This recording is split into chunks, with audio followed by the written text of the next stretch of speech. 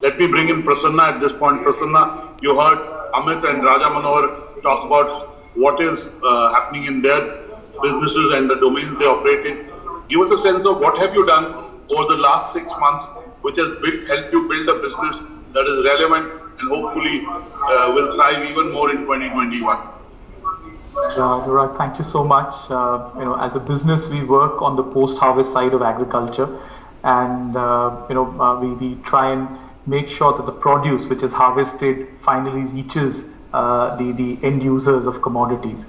And we are a national player spread across about 21 states in the country. So obviously, COVID in the last few months have had disruptions, but as we've seen, agriculture has been an industry which has shown tremendous amount of resilience, and it has come out stronger. So has our company. We've really benefited from those tailwinds as well.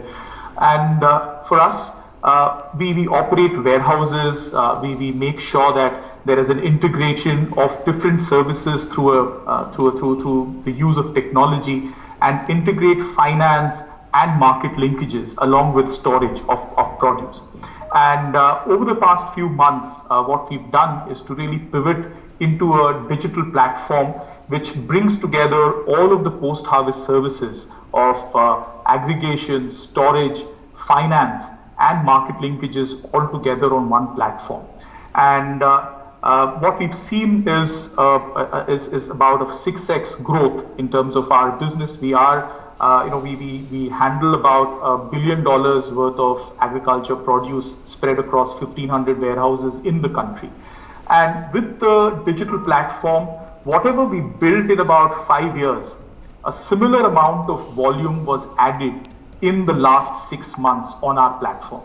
So I think these are the tailwinds that this is the silver lining that the pandemic has really brought about.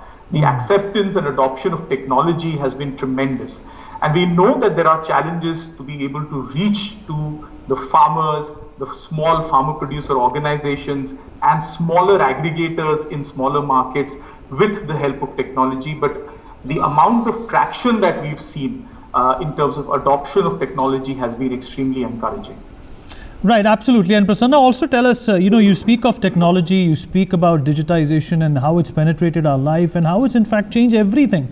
People you would least expect to be inclined towards the digital medium are adept at it today. But, the contention, or rather the apprehension, is that when will it actually start to help the rural population of our country, which in a way does not have the wherewithal, the apparatus also, to deal with this digital revolution?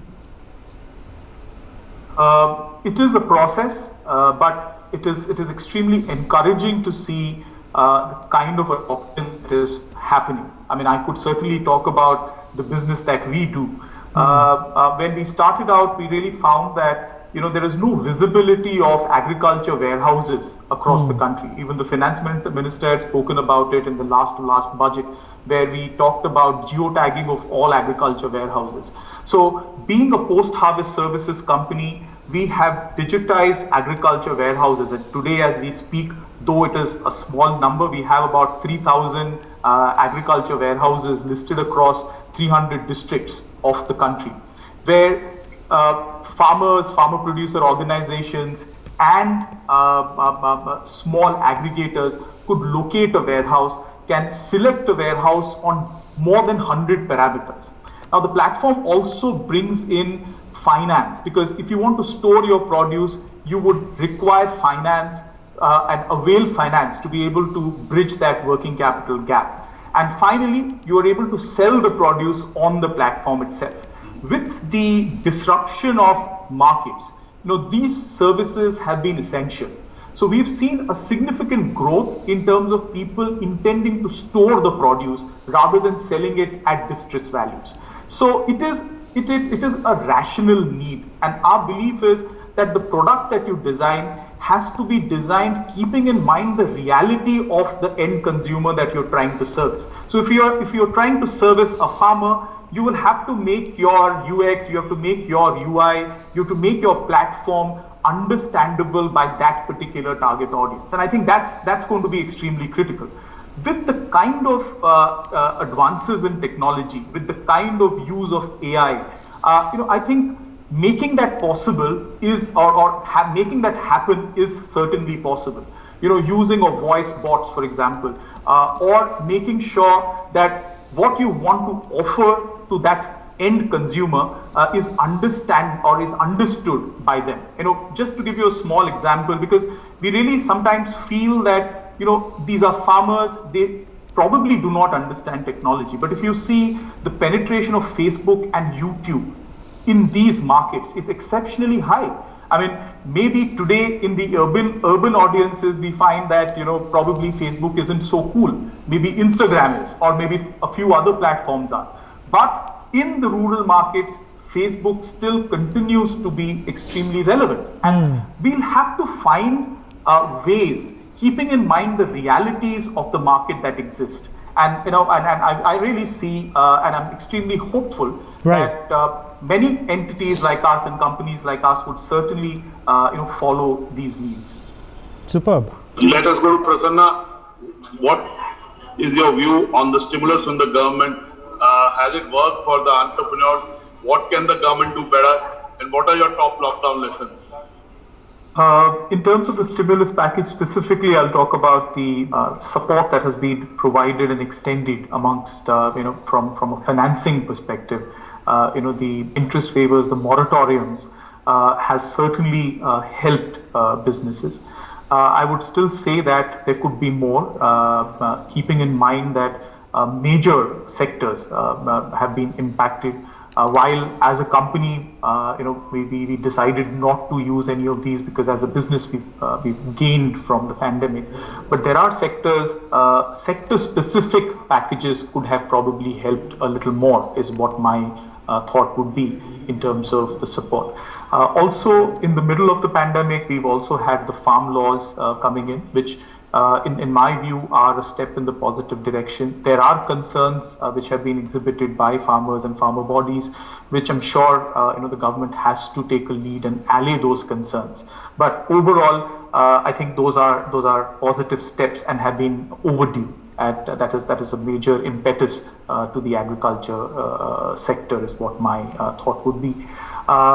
In terms of the pandemic and how we look at our business and the takeaways for us, as a company, we've been among the few startups who've been able to raise money in the midst of the pandemic. So we've recently closed a round of $21 million coming into the company in a situation where the incoming investors haven't still met us face to face. Now that's the new reality. And I think that is exactly what we see getting translated in our work as well.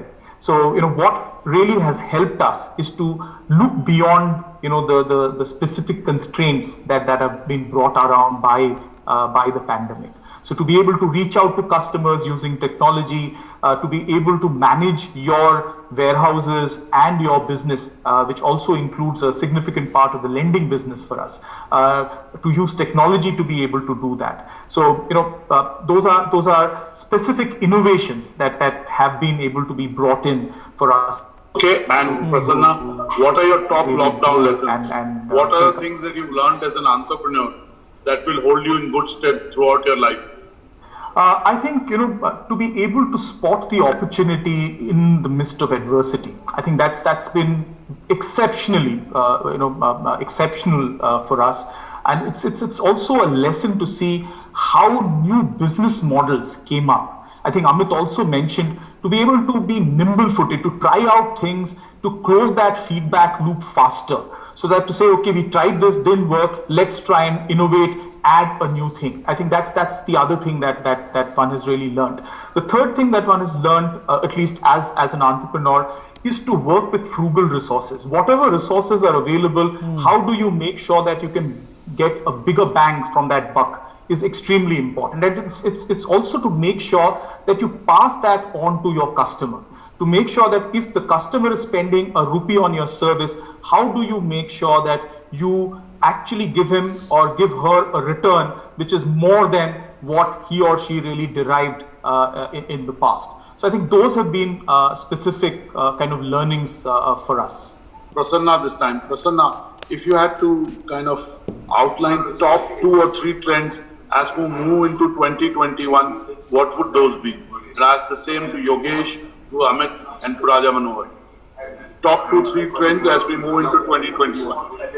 I think the use of services through digital channels is going to be one of the greatest trends as we go forward, and the ability of this to take on the rural markets and the rural realities is the other thing that we really see happening. Again, specifically keeping in mind the business that we are in, I really see a large amount of distant transactions happening and also facilitated by probably the stronger implementation and relevant implementation of the new farm laws. So buyers sitting in distant markets being able to buy from other markets, probably directly from farmers, would be another trend that would come in.